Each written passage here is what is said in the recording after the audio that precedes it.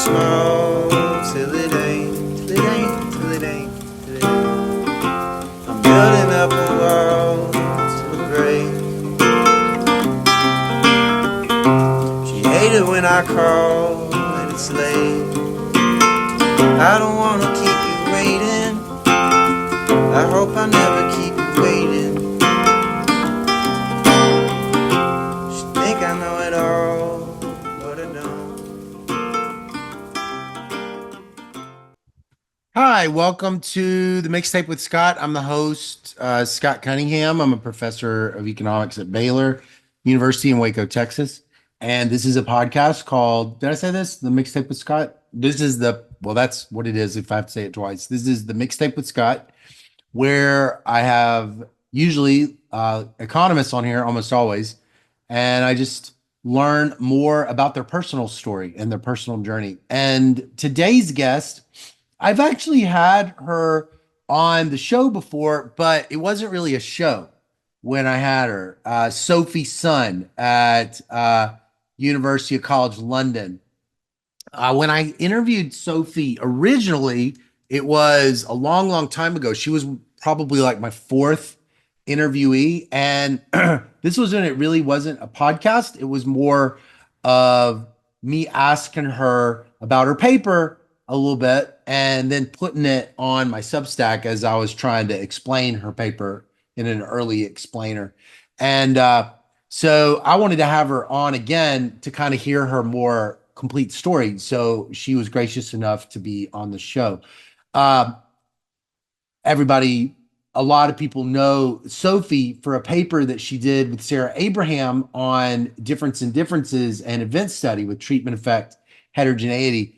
And so I wanted to talk to her about it again and also just learn more about her life. And it was such a wonderful thing. And I told her, well, I've been reading a lot of this one book called The Courage to be Disliked. And one of the things that the guys say in the book, it's based on Alfred Adler's psychological stuff, and says you're not supposed to have vertical relationships. You're supposed to have horizontal relationships. You're not supposed to have any vertical. Doesn't matter if you agree with me or not.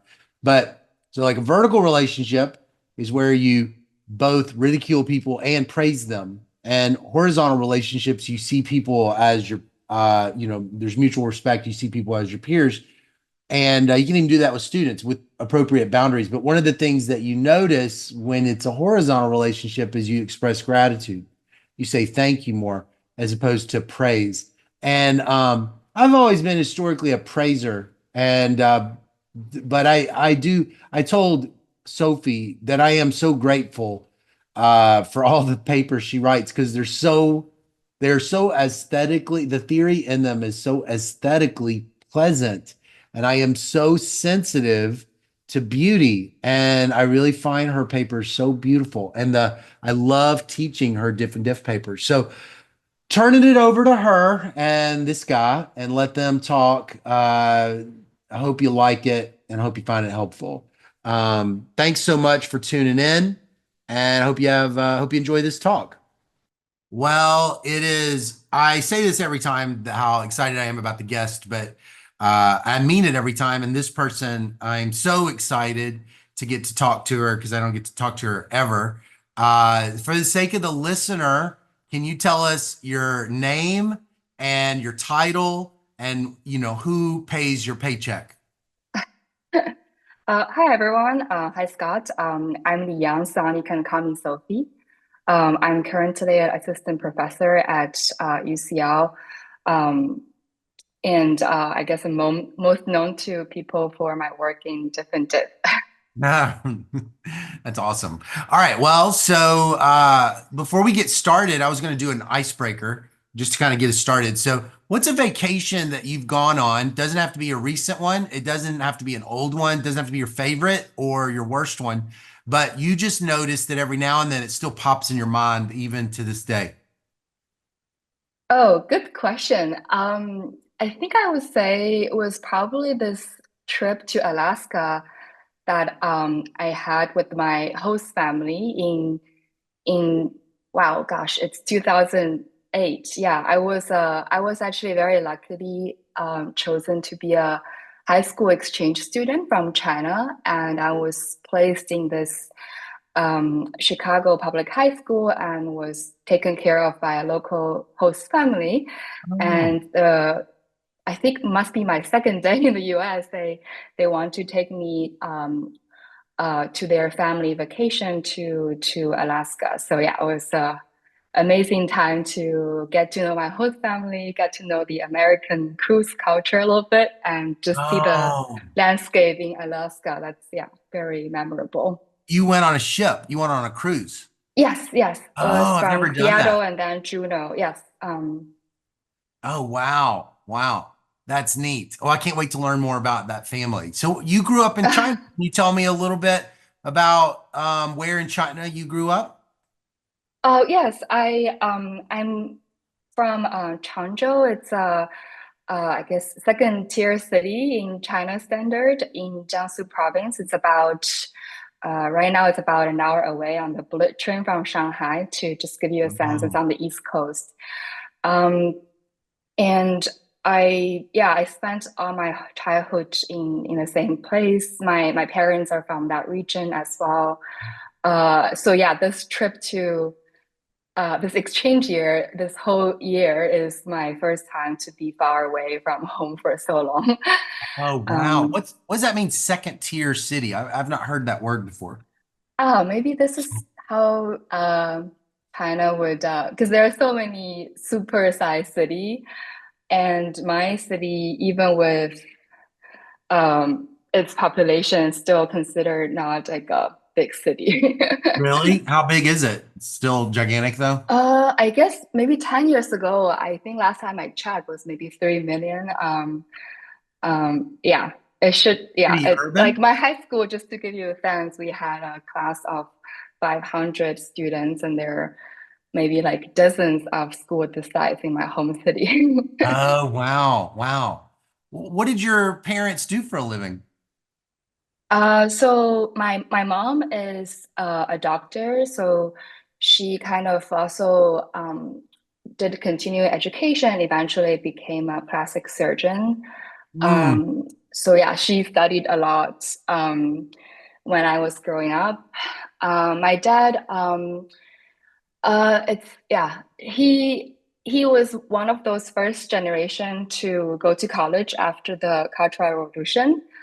Um, and he was trained as a marine engineer, but he was firstly assigned a job under central planning that he didn't really he it wasn't a good fit. So he actually had to change jobs quite a bit and also worked in other cities than my hometown for Wow. a lot of my childhood. But eventually he managed to get back a job in a shipyard, so that's much closer to his original training. Oh, really? Really? He went to college though. Yes, yes, he was one How of old those was he? first generations. You When mean he as a went to young person? college, He went to college as a young person? so he was, yeah, I think he went to college when he was 18. So it just Ah, okay, happened to got it. be the era when the Cultural Revolution ended. I see. Um, I see. What did he study?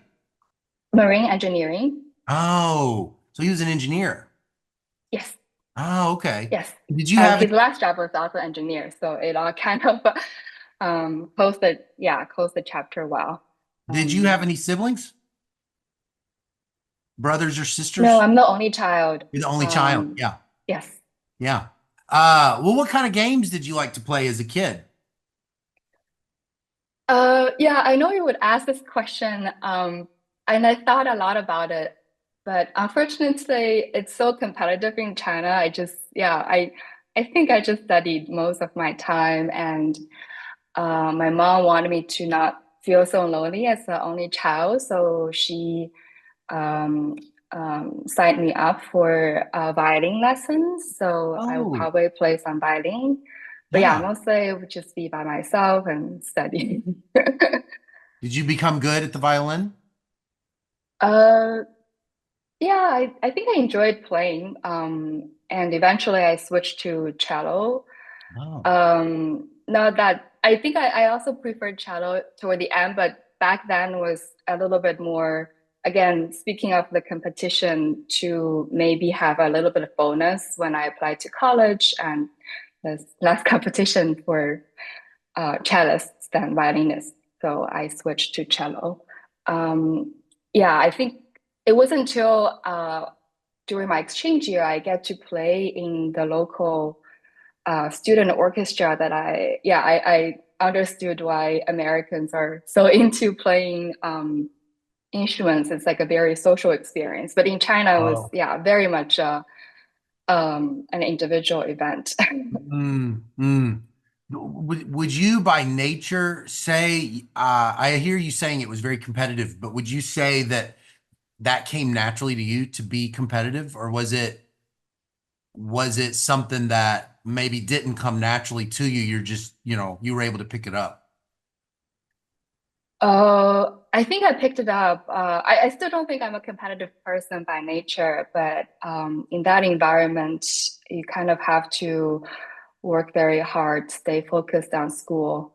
Mm, Because then everyone goes through the college entrance exam, and that's the only way to go to college in yeah. China. Maybe with a bit of bonus like instruments, sports, but it wouldn't help as much as it would in the US, I think. So what year is it? What year is it when you go do this exchange program? How old are you? I was turning 16 Oh, so like in the in 10th my grade junior or year in high school. oh, Yes, you go your junior year. right. Was that scary? I didn't know what to expect. I only had one family friend who signed their daughter up for the same program, and she had a good experience. She went to Ohio, so I thought it would be Mhm. similar. It's Chicago, not that far from Ohio.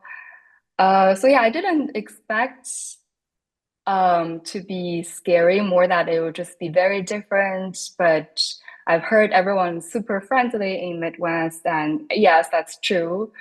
And yeah, it wasn't scary after all. And Mm, I wasn't thinking I would be scary either. My host family took really good care of me. mm, And I had my host siblings who went to the same local public school. And yeah, they kind of explained to me how to how to navigate the US high school curriculum, which is very different from the Chinese high school curriculum. mm. And yeah, they were my first friends and helped me to meet other friends. Yeah, yeah. Did it feel like a family? You call them your host family. Did it feel like you had a second family? Yeah, for sure. Yeah, we're Yeah. still in touch. Oh, Yeah, definitely. I guess I get to experience a little bit of sibling experience, even though I'm the only child in my native family. yeah, yeah. So you do this. When do you learn that you're going to do the exchange program? Did you learn it your whole life? You knew that it was going to happen? No, it was through this family friend who, yeah, her daughter went to Ohio, and we're close. And she told me about it, and I think I was also very stressed at that point in school. I Mm, was in the US equivalent sophomore year. So start to think about, because back then you have to decide whether you go into liberal arts or go into science in sophomore year. mm, And I was very stressed. And I heard about this opportunity and thought, oh wow, I should try it to just get a broader perspective about what I want to do. yeah, yeah, yeah. So did you think were you biased towards because you sort of have this artistic side playing the cello and Hmm. but you also clearly are, uh very good at math. Did you know that Hmm. did you kind of already have a plan to sort of specialize in something more science related? Or do you specialize in science related stuff in high school? So if I went on, I would have stayed in science track. Oh, this was In in fact, China. yeah, I Oh, okay. had to pick one. Got it. Got it. Um, yeah.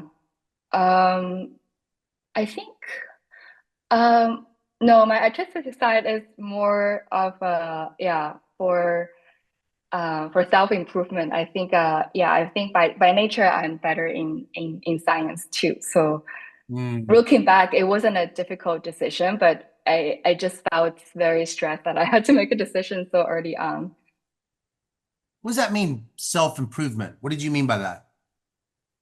Oh, just to appreciate music more. I guess maybe this is how maybe Chinese education would differ from US education in my perspective, that I feel when Chinese parents sign kids up for something, it's usually to yeah improve their appreciation for literature, music, Oh, etc.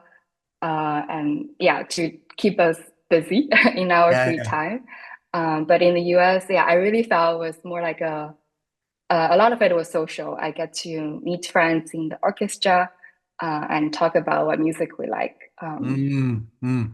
Well, so what did you want to be when you grew up? When you were sort of after you got to Chicago, what was your were you thinking about the future that you wanted to be like a lawyer or a doctor or were you what was it like?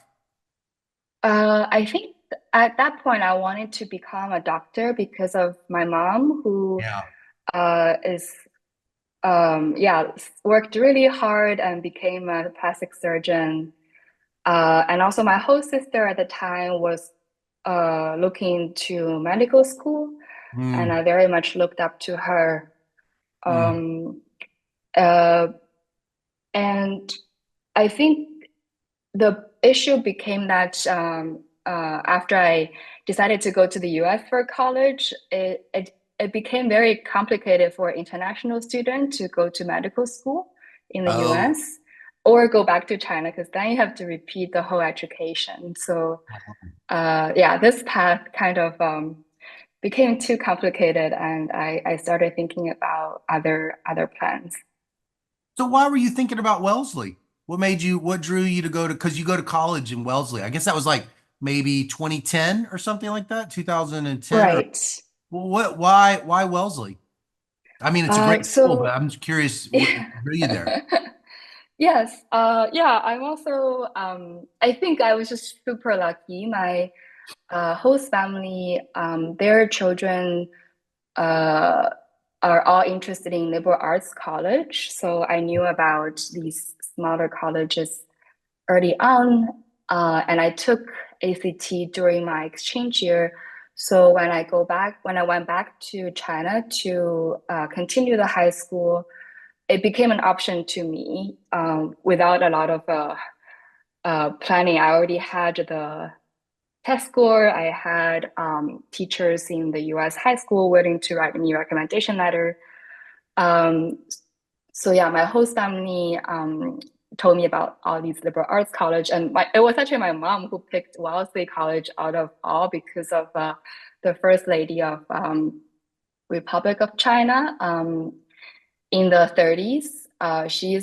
She's a wealthy alum. She's probably more known than Hillary Clinton or Madeleine Albright in China Oh, among the famous wealthy alums. So oh, yeah, so my mom picked the one that she knew the most, yeah. and I applied. Oh, wow, wow. So you get there. What's it like when you get there? I was really, really happy because I also got a scholarship. Without a scholarship, would have been very stressful for me to financially to go to Wellesley College. So yeah, I was really happy to arrive there, and everything was so nice. The campus Mhm. was beautiful, and for the first 2 years, we had the option to choose from, I guess, the liberal arts curriculum. Um, and as I found out how difficult it was to become a doctor in the US, I decided to like look elsewhere. So took math, took Latin, took music theory, took Mhm. biology. Yeah, just a lot of the classes that I just felt naturally interested in, since Was there wasn't a hurry to choose a major. I see. I see. Were you surprised? I mean, would your teachers in high school have been surprised that you major in mathematics? Were you always very strong in mathematics? Uh, I don't think they will be surprised. Yeah, I was good in math. I was good in physics. Mm, Um, but I yeah, but I still took a while to take my math classes and economics classes at yeah. once. I think it was until my second term in sophomore year. Oh, how do you find economics? How do you discover it? Did you know about it in Yeah, high school? so I didn't know about it because it wasn't part of the Chinese curriculum, and I also didn't take it during my exchange year. But economics is a top major at Wellesley, and the reviews for the professors are just amazing. David Lindauer, who I think now retired, had been teaching Econ 101, the intro to micro, for 30 plus years, and Yeah. the reviews are all positive. Oh. So I thought I had to take it. Oh. um, yeah, and the economics department does a lot of outreach as well. It has like an annual public lecture. Actually, Diane, who you Yeah. interviewed, gave the lecture when I was there, Oh. and Amy Finkelstein gave one. Oh, I think she's Claudia Golden also. also gave one. Oh, did they all went to Wellesley? No, no, no. They just gave the public lecture to talk about their research Yeah. Okay. to the college. Right. Diane went Um, there, right? Didn't she go there? Diane is alum, yes, yes. Oh, okay. Okay. Yeah. So what did it feel like seeing all these women, you know, presenting economics research? What did you feel? What did you think when you saw that? I thought it was really cool that they are so they have thought so much about these policies. For Diane, I think she presented her work on food stamp, and Amy presented her work on the Oregon health insurance experiment, how Medicaid eligibility increased mental health. Mm, Yeah, so I just thought it was super cool for them to oversee super complicated research projects and be so motivated to study social policies and finally very enthusiastic to present to college students who probably weren't really following all the complicated methods at that point. But yeah, yeah. they're super excited to talk to us. I think I even got Amy to sign her paper for me. Oh, really? Yeah, I was just very impressed. Oh, you came to the talk having already read their papers. I don't think I understood much, but yeah, I printed the paper, brought the paper to the talk, and thought, yeah, Amy was really cool. Yeah. Yeah. Uh, because you were thinking about med school. I guess graduate school kind of was in your mind a little bit. Is that right? Yeah, yeah, it was in my mind, but I was also thinking about working right after college. But my economics professors, they all very much encouraged me to consider grad school. I think Wellesley had a very good placements Yeah. for graduate programs. So they, the professors had an eye on what could be a potential path for their students. They saw the potential. They were like, you could go to MIT. They were like, you're really smart, Sophie. Oh no, no, I don't think they said that. It's just that we have this established path for students to do independent research projects early Ah. on, and then finally senior thesis. So Mm, along the way, it's a there are multiple opportunities for professors to encourage us to think about grad school. That oh, you will learn even more advanced methods than I think I was doing kind of a different dip in college really? for my independent study. Yeah. Mm. Who'd you do your independent study with? So I wrote a third year independent study paper with Robin McKnight, who uh, I think is a long-term co-author of Amy Finkelstein. She's a health economist. So Ah. I was kind of interested in, kind of inspired by Amy's talk, whether having Medicare once people turn 65 would increase medical spending Oh. and health. So I Yeah. was doing like a comparison for people who just turned 65 and who haven't, and also comparing to to people who have insurance all the way. Oh, wait, you were doing like a regression discontinuity design? You said diff, but I think back then I wasn't really sure what I was doing, so yeah. I was a junior in college and I learned about diff, and I thought, oh, I'll compare people who always had insurance and people who became insured because of Medicare. Mm. I probably called it diff, but yeah, looking back, after I learned regression discontinuity in grad school, I yeah could have done So RD.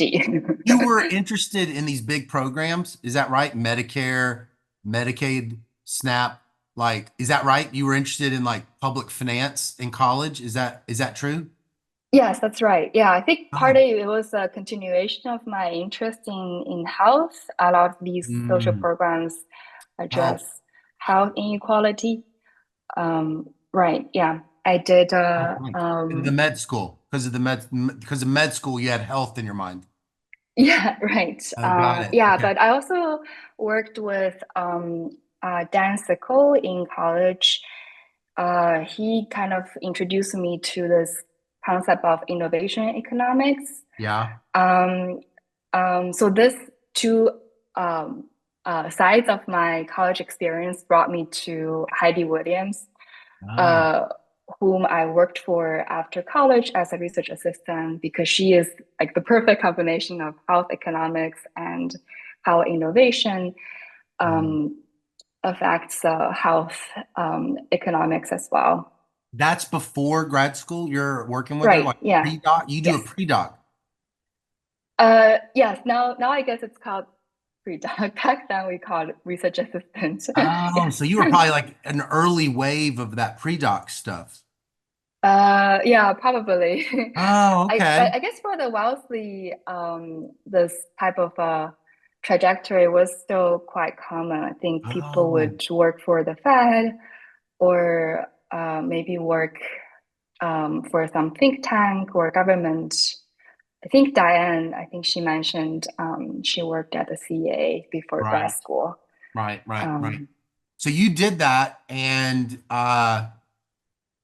had you taken who did you take econometrics from at Wellesley? Did it leave an impression when you took it?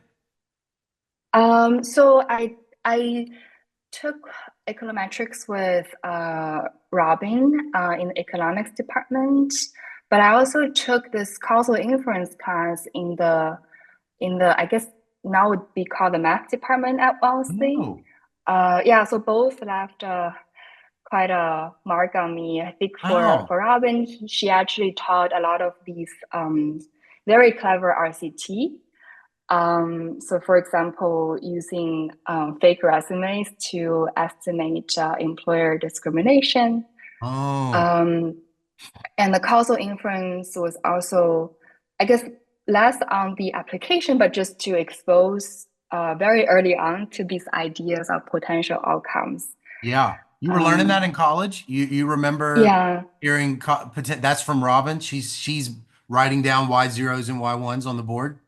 no, so back then it was Wellesley had just hired a statistician from Cassandra, who was a student of Don Rubin from Harvard. So yeah, it was her first year at Wellesley, my last year at Wellesley. So I was very lucky to take her course in causal inference. Wait, she's the one in the math department?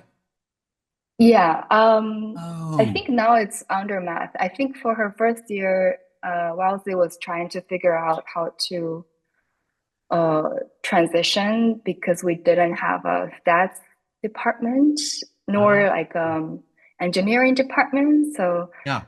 back then was called the Quantitative Analysis Institute.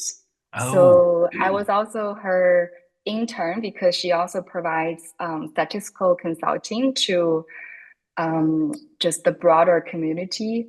mm, So I was taking notes when she talks to biologists, talking to political scientists about their quantitative research projects. So she's writing down Y zeros and Y ones in Yes, class. yes, yes. That was her Oh, causal inference class. Yes. who told you to take that Um, class? Did you just know to take that class? Had you heard that word before, causal inference? no, no, no. But I think the economics professors are all very much yeah, encouraging the students to take this course. I think it was Hmm. cross-registered with the economics department Oh, for yeah for us to know about it. did you like it? Did you like all that potential outcome stuff when you first heard Yeah, it? I thought it was a very a completely different way to think about the world, that there is this counterfactual that you will not ever experience. But if you are careful with the experiment design, maybe you can recover it on average. Mm. Yeah, so that was all very, very interesting. You're learning it mainly the experimental design, though. Are you learning the observational stuff? Uh, that year, no, I think that year was mostly conceptual, the conceptual framework and how to, yeah, how to design experiment, how to run permutation tests. Um, Mm, I don't think, I think, yeah, I learned instrumental variable, different diff, etc. from Robin in the nice. econometrics class in the Got it. economics department. Got it. Got it. Got it. So then you go to MIT. How long are you with Heidi Williams as her RA? 1 year. What was that like? What It was she was have you great, doing? yeah. What was she having you doing?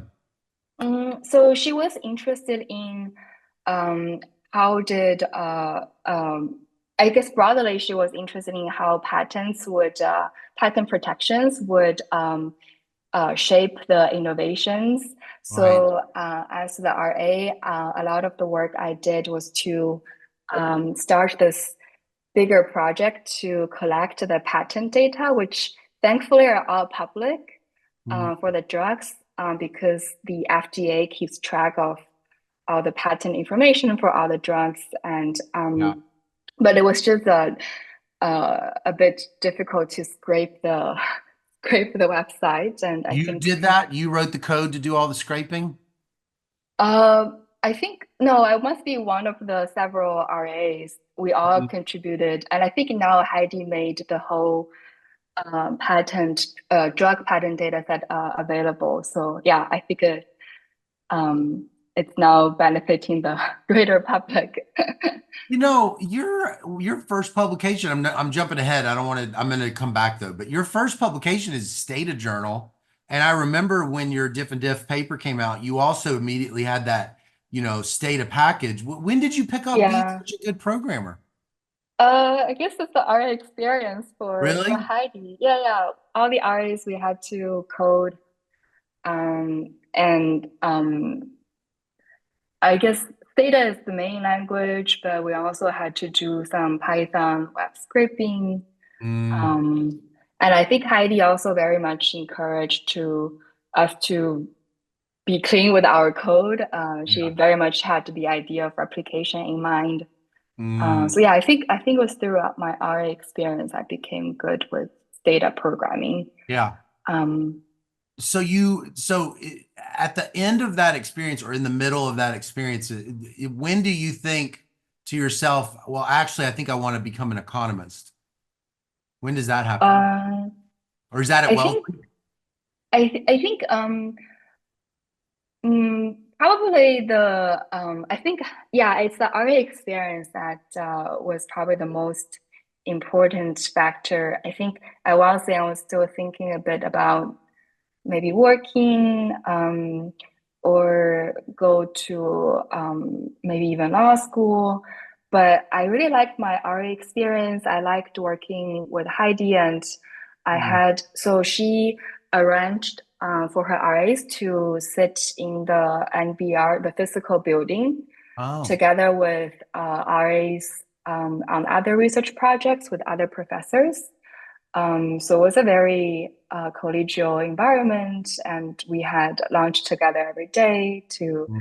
talk about coding tips or like interesting papers we read.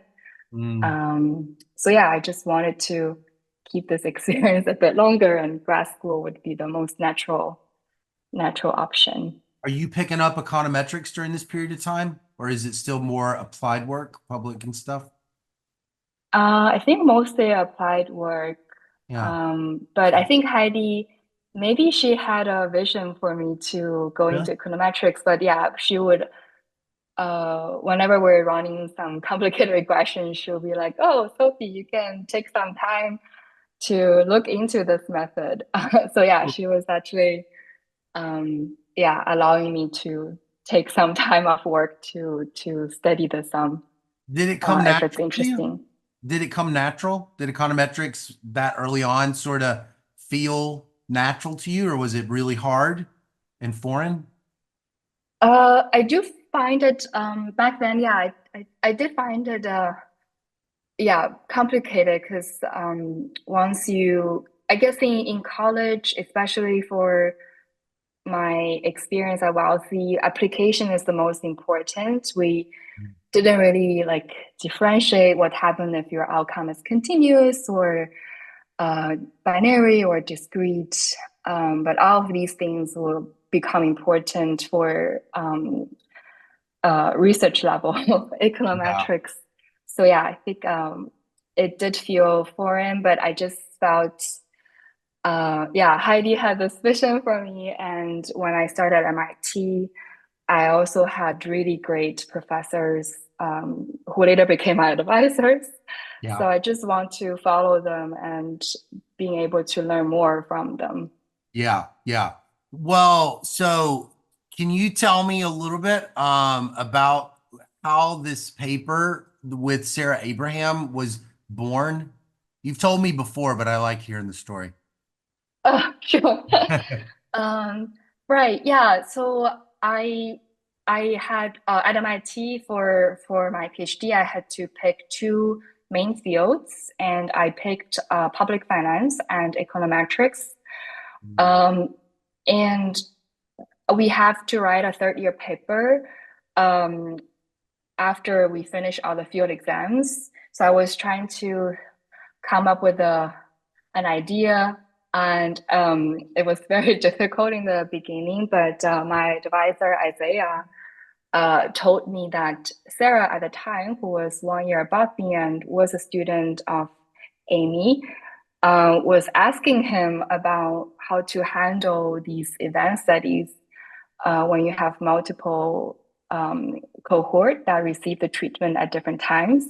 So Isaiah thought that I should talk to Sarah because we both took Amy's public finance class and we knew what these event studies are like, what data sets are being used, and maybe I can contribute by thinking through the econometrics. Yeah, so Wait, we who started tells you talking. that? Isaiah Andrews gives you the Yes, idea? yeah, Oh, Isaiah paired me with Sarah, oh. Did y'all know each who other really well? You and oh Sarah? yeah, we do know each other, but we didn't I didn't know she was thinking about event studies from a research perspective. So yeah, I think Isaiah connected us, and we started discussing more. Wait, so it's funny, like, a lot of applied people have never found, before all this wave of research, they didn't find event studies to be complicated. They were just like, so what was it that you found so perplexing at the beginning? Was it like, Yeah, because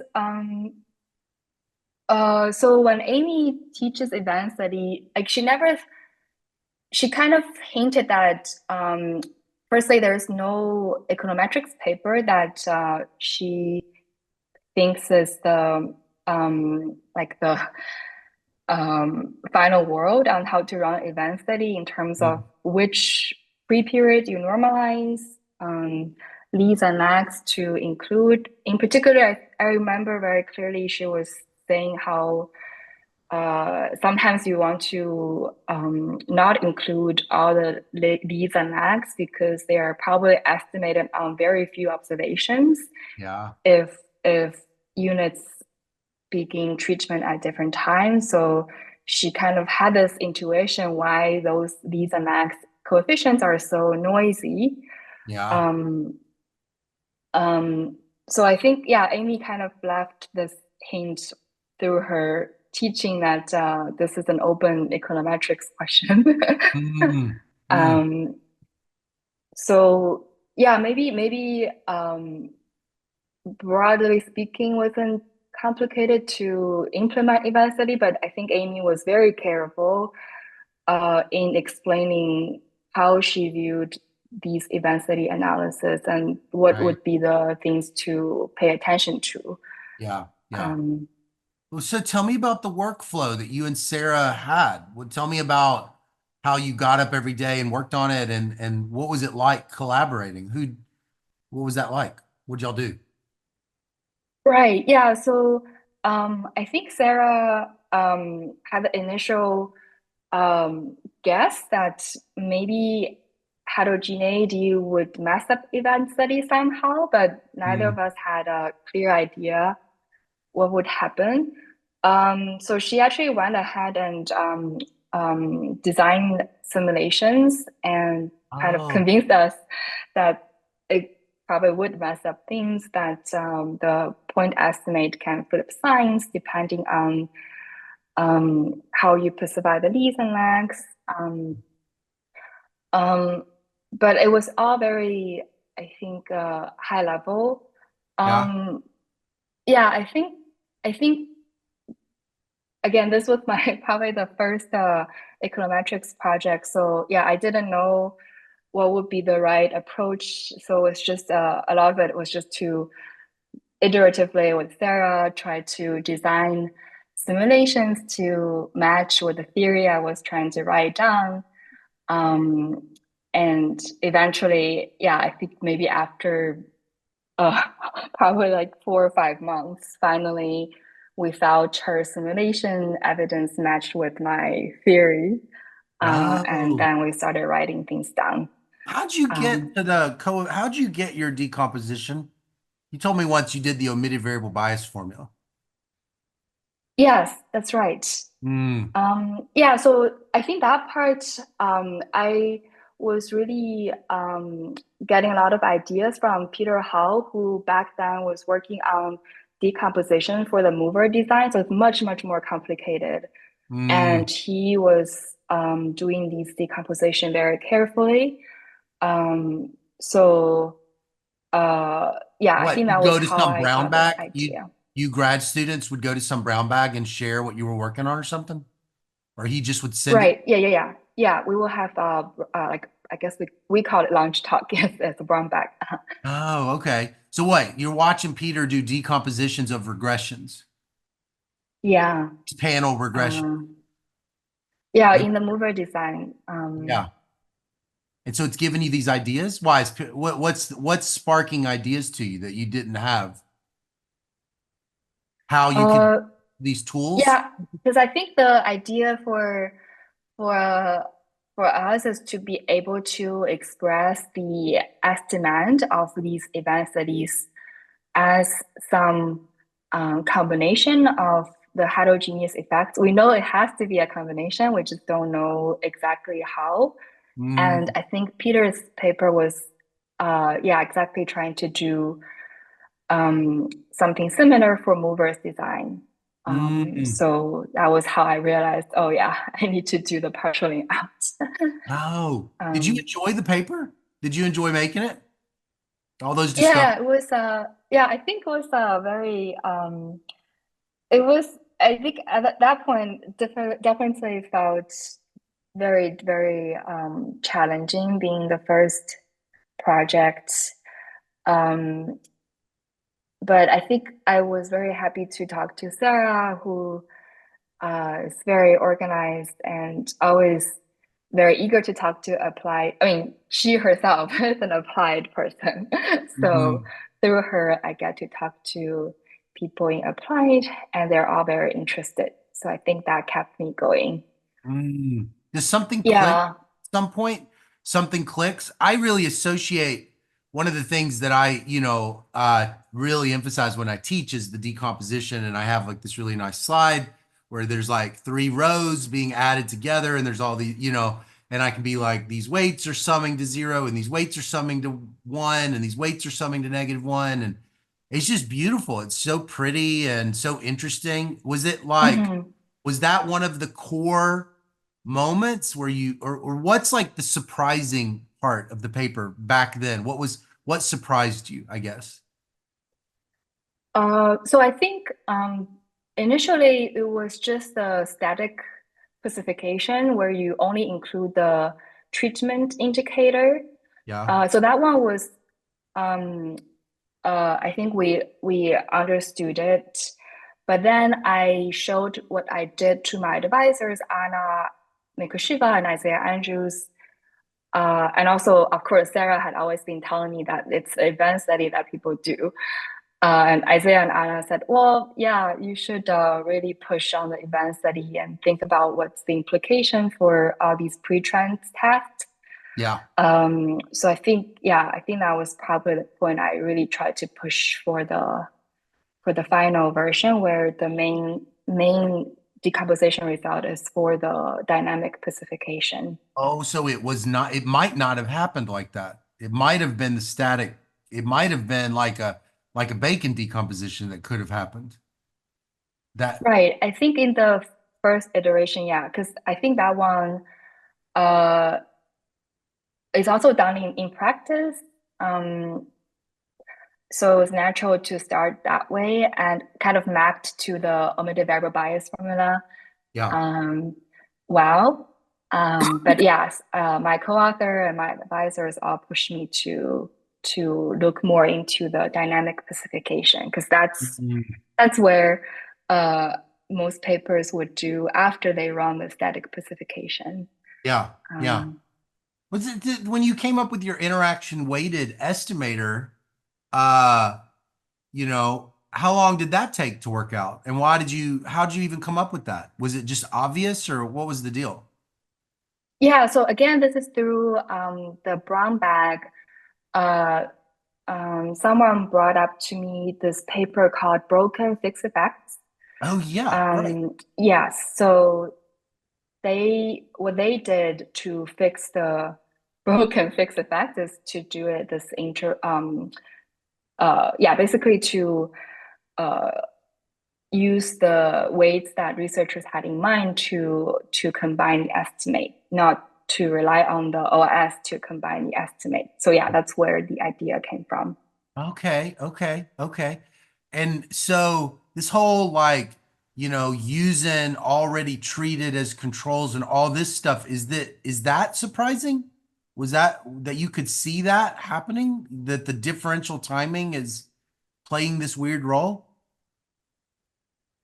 So I think yeah, I thought about this differently from how the Bacon composition would have done. I think yeah, for me, I was just more interested in the decomposition result itself, how Yeah.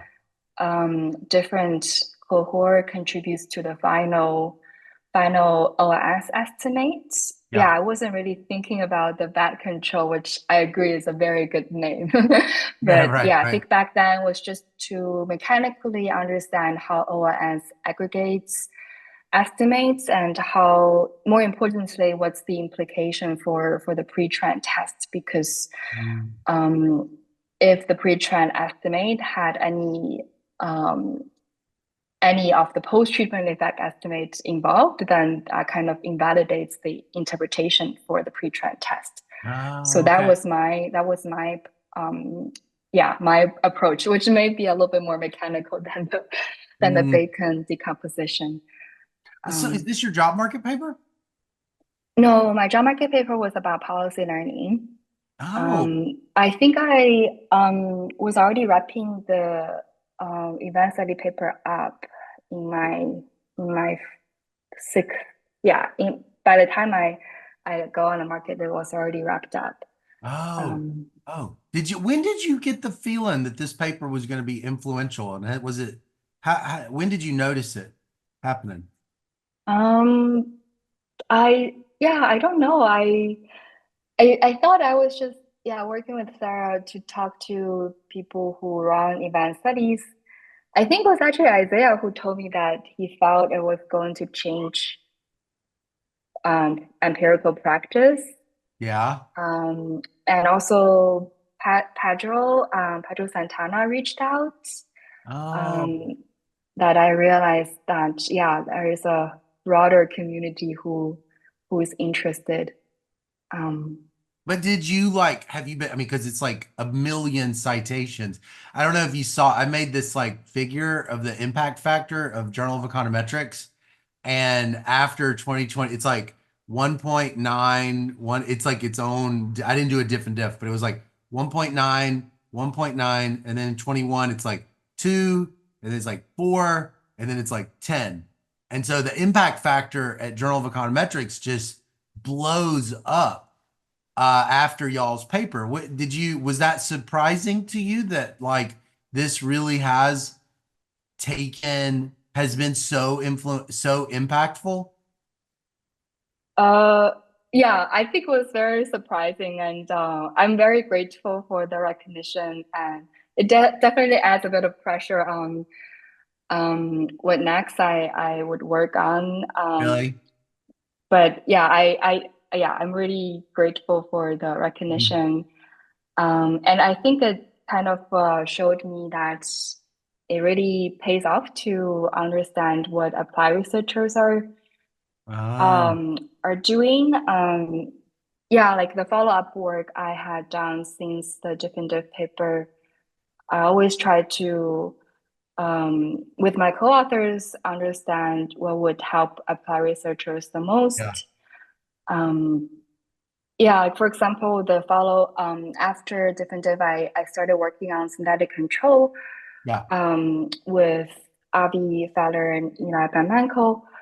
And what we realized is that in practice, people want to look at the impact for multiple outcomes at the same time, yeah, but there's no guidance, theoretical guidance yet on how you want to estimate synthetic control weights for multiple outcomes. So yeah, that was how we wrote the paper.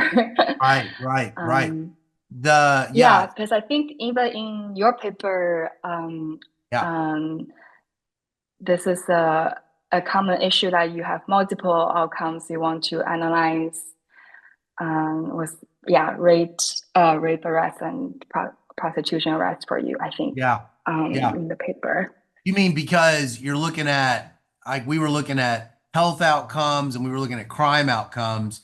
And so when you run it, you're getting very different weights that are Yeah, reproducing.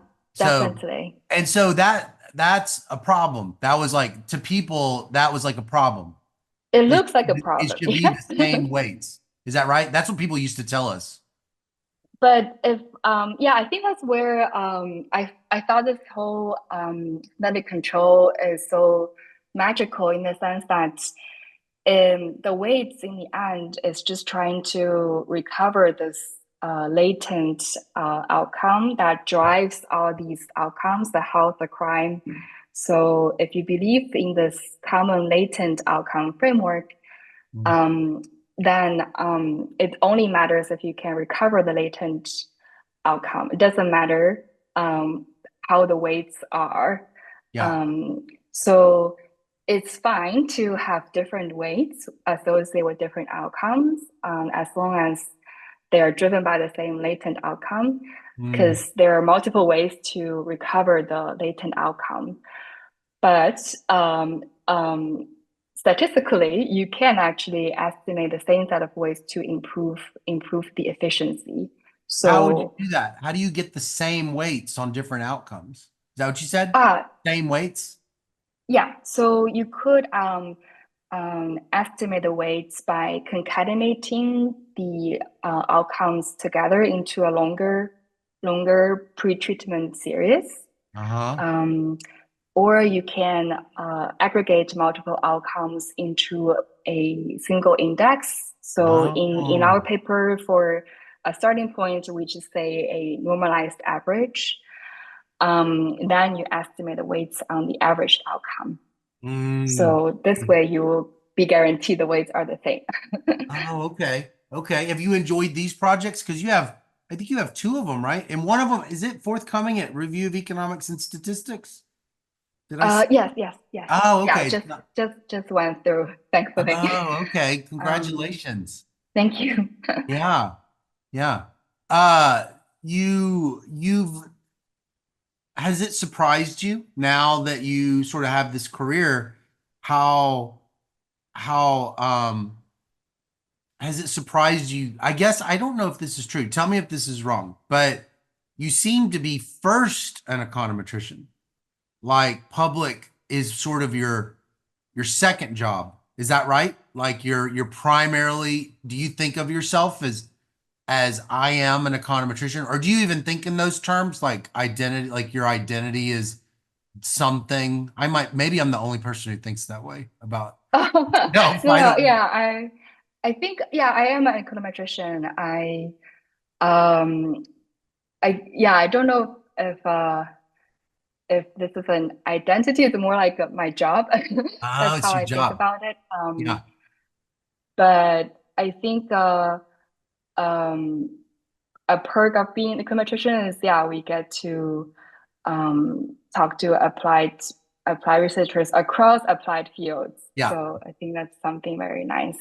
You're also kind of a doctor, I bet. I bet people call you and they're like, I'm sick. I need you to heal me with all their problems. Is that No, right? They're like, they write you no. and they're like, Fix me." Is that right?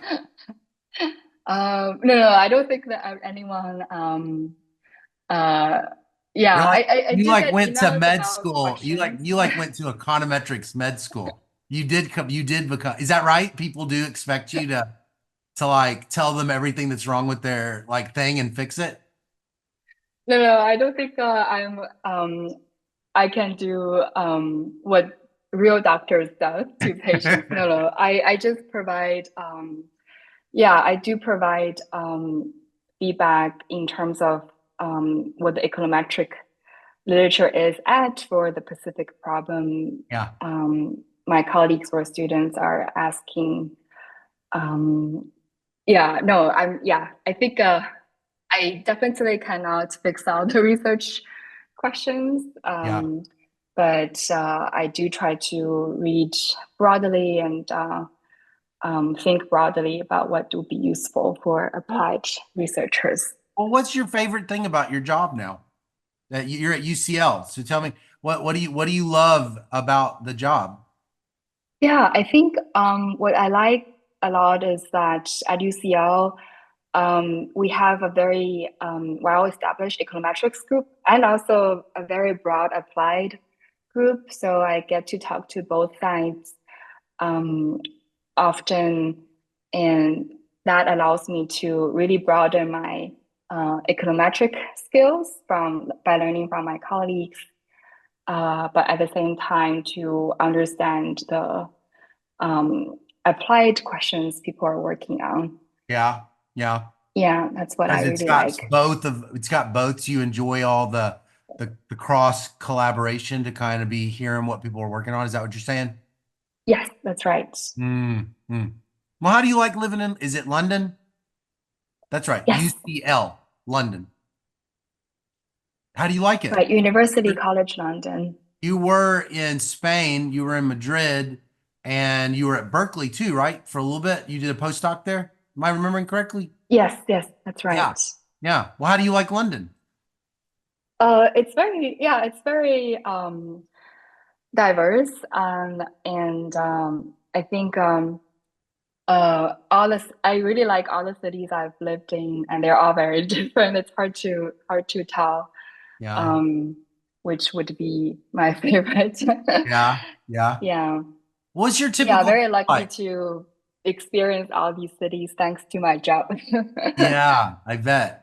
I had people ask me once, they were like, I want you to ask the guest what it's like, what a typical day is like getting work done.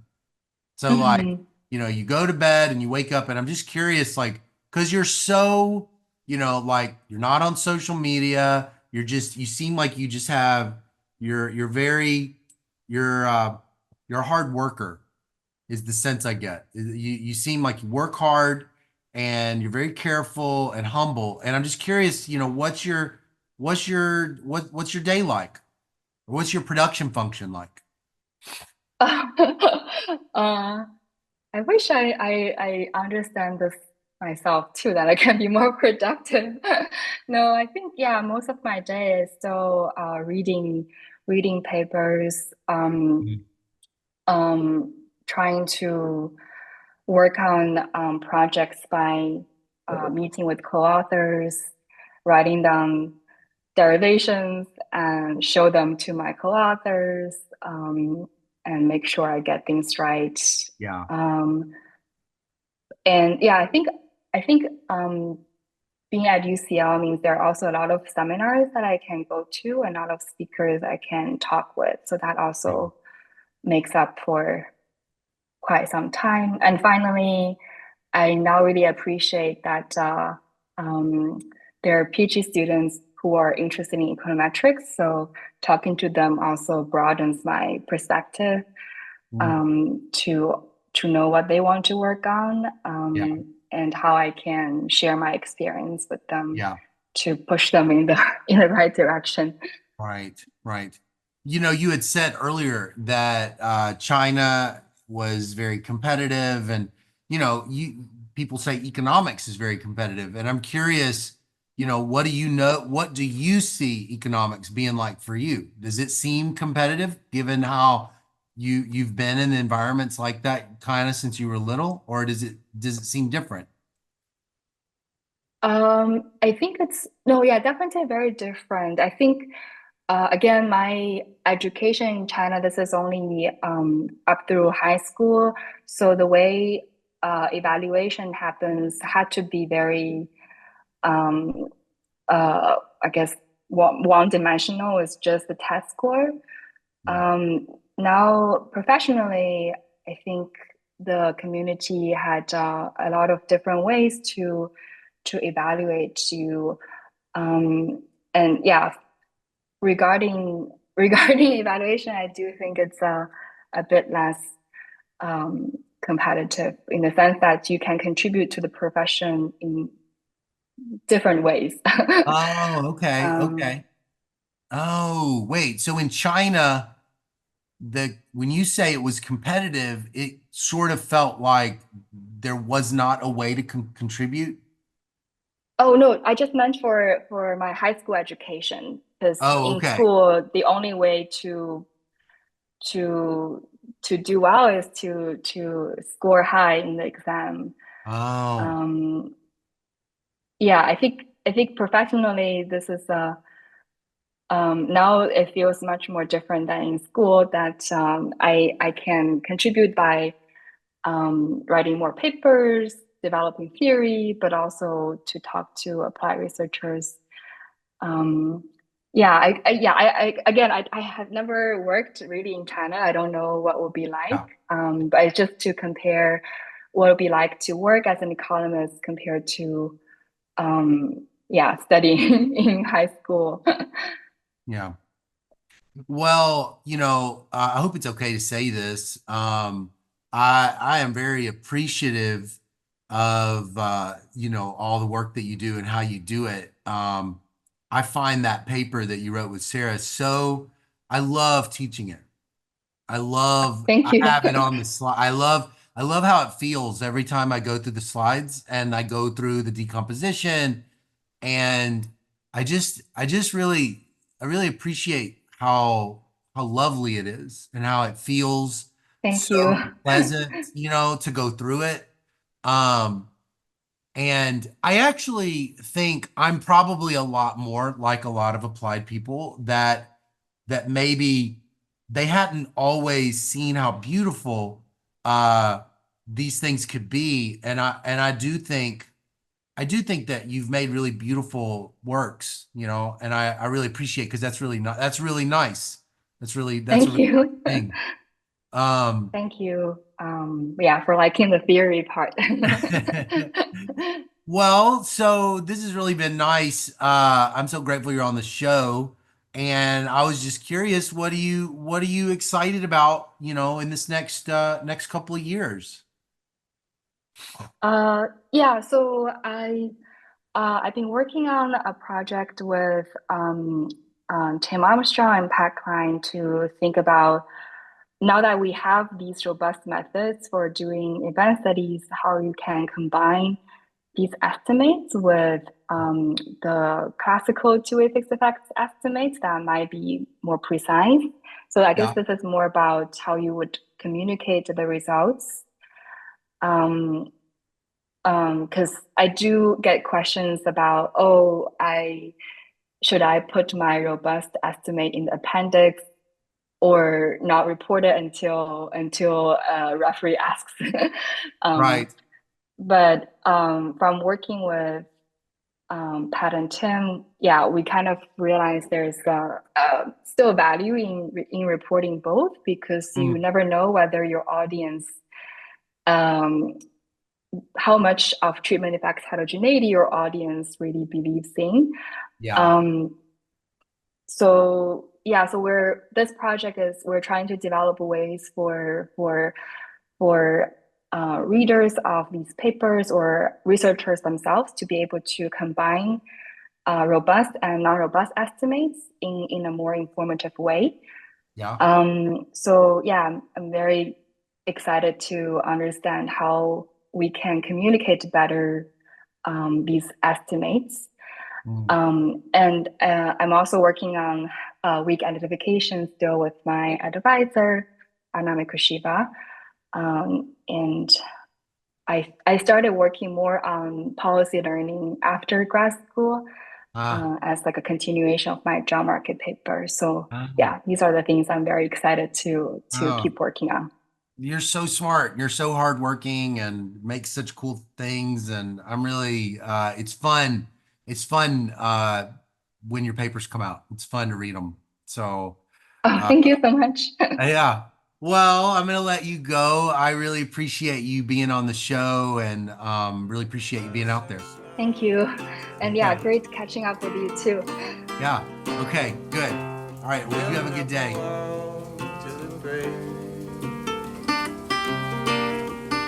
She hated when I called.